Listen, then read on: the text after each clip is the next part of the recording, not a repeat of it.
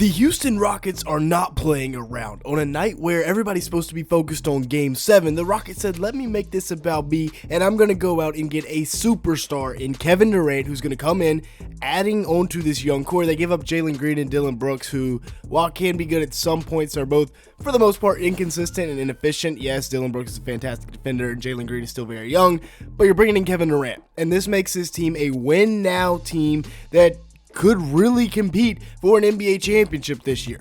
And maybe you did overpay a little bit. I think that giving up Jalen Green and that 10th overall pick, I think it could have been one or the other and then another good role player. But hey, it's Kevin Durant, so you gotta pay the price, right? Jalen Green averaged 21 points a game, 4.6 rebounds, 3.4 assists per game. And for a 22-year-old, those are pretty good stats as a young up-and-coming player.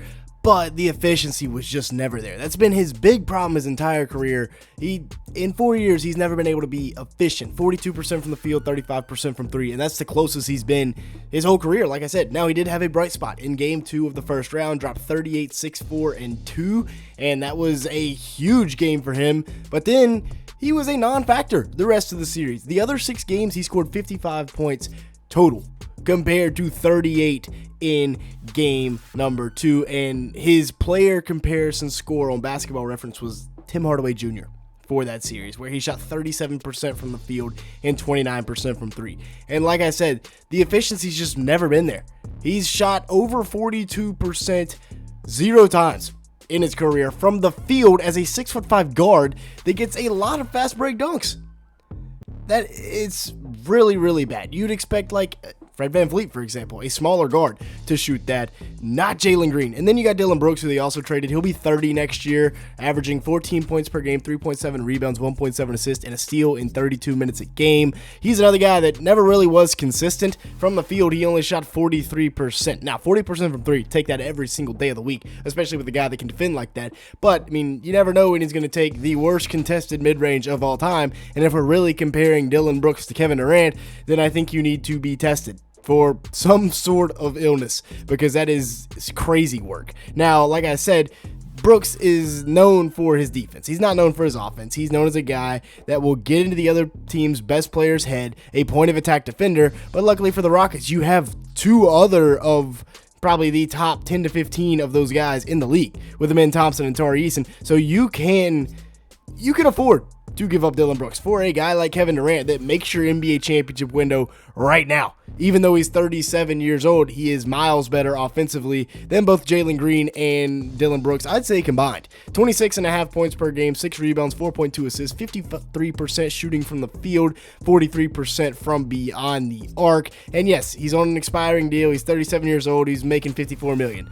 I'm not worried about it. They can extend him. He obviously wanted to be in Houston. Yes, this is his 5th team in 9 years, which is crazy, but he wanted to be in Houston, and he's clearly still got it, right? He's still shaking Victor Wembanyama out of his shoes right here, this 7'5" alien. He's 6'11" with a 7'5" wingspan and doesn't really rely on athleticism for his game. Sure, he relies on the athleticism a little bit when it gets to coming out and running in transition and dunking, but when it's just his pure hoops, pure buckets, it doesn't really rely on athleticism. They also were able to keep Alpren, Shingun, and Thompson, their 2 best young players in this deal. And KD, man, he is going to really help this team because they clearly needed an offensive engine on the wing. Inside, they had Alpren Sengun in the playoff series, who will be 23 years old, just averaged 19.1 points per game, 10.3 rebounds, 4.4 assists, 1.1 steals, and 32 minutes per game. Shot 50% from the field and 23% from 3. And yes, he struggled a little bit during the postseason, but he was clearly their best player.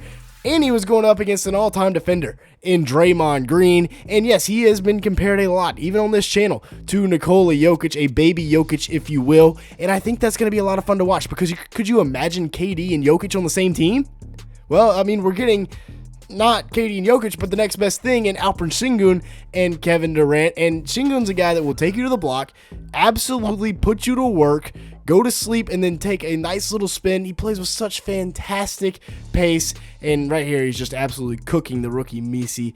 And yeah, Alpren Sengun, Kevin Durant, it's going to be a great inside-outside 1-2 duo. And then you also got Thompson, who is 23 years old, and obviously is known for his defense, absolutely volleyball spiking that shot by the minivan right there, and then locking up Evan Mobley, who was an entire 5 inches taller than Thompson. But offensively, he's starting to develop, and he averaged 14.2 points per game, 8.2 rebounds, 3.8 assists, 1.4 steals, and 1.3 blocks. He is, without a doubt, a cornerstone of this franchise, and now, obviously, more valuable than Jalen Green to the Rockets front office. 56% shooting from the field last year. When he gets downhill, he is really good. Taking Evan Mobley to the rack right there, and then right here, great cut. He's a fantastic cutter, playing off of guys like Steven Adams, Alpren, Shingun, 6'7" with that 7-foot wingspan, so he's an elite defender. Both he and his brother had ridiculous first-round assignments, and yeah, Thompson, I'm really excited to see what the future holds for him here alongside of KD.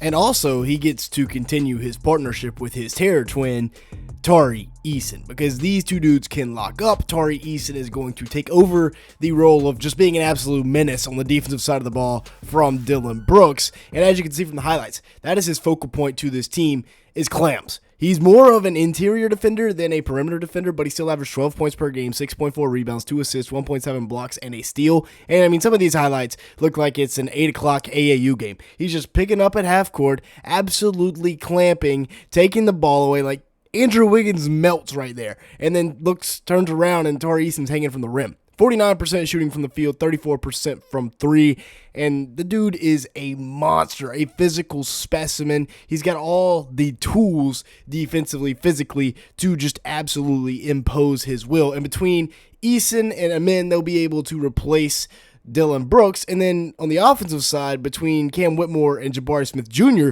they will be able to replace Jalen Green. And Jabari Smith Jr. was one of my guys coming out of his draft class. I had him ranked, yes, ahead of Paulo Banchero as the #1 player in his class. He's still only going to be 22 next year. He's coming off of a year where he averaged 12.2 points, 7 rebounds, 1.1 assists, shot 44% from the field and 35% from 3 on 5 attempts, but I still don't think he's been given a chance to develop correctly behind Jalen Green, who was Jalen Green and Fred VanVleet. Those are not the two best guards in the world to learn from. And honestly, he's really been compared a lot to Kevin Durant, in my opinion, especially coming out of college through the whole draft process, as pretty much every 6'10" forward that can shoot is.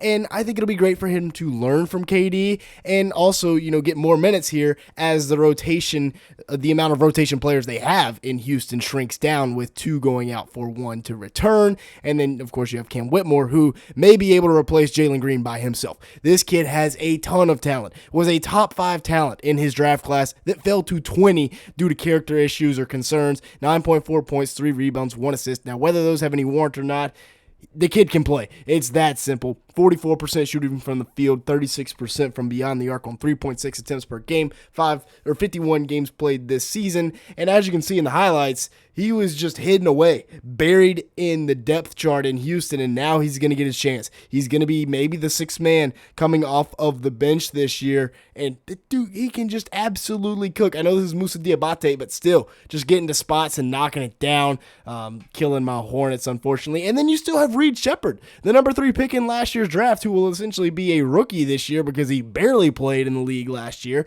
just due to the fact that they were so deep. And this is a kid that can shoot it from anywhere, shot 52% from 3 in college. This is what the lineup will look like next year. VanVleet and Amin, God, that's clamps in the backcourt. And then you got KD, Jabari, and Alpren in the front court. Ridiculous. You got Reed Shepherd, Cam Whitmore. I'm throwing in Jeff Green just for now because they don't have a backup 3 yet, but then Steven Adams and Tari Eason in the front court. They need to get another backup 3 that can shoot the ball. But with that being said, that's going to be it for today's video. Thanks so much for watching. Make sure to hit the like button. Leave me a comment down below and hit that subscribe button if you did enjoy at any point. And with that being said, thanks so much for watching today's video.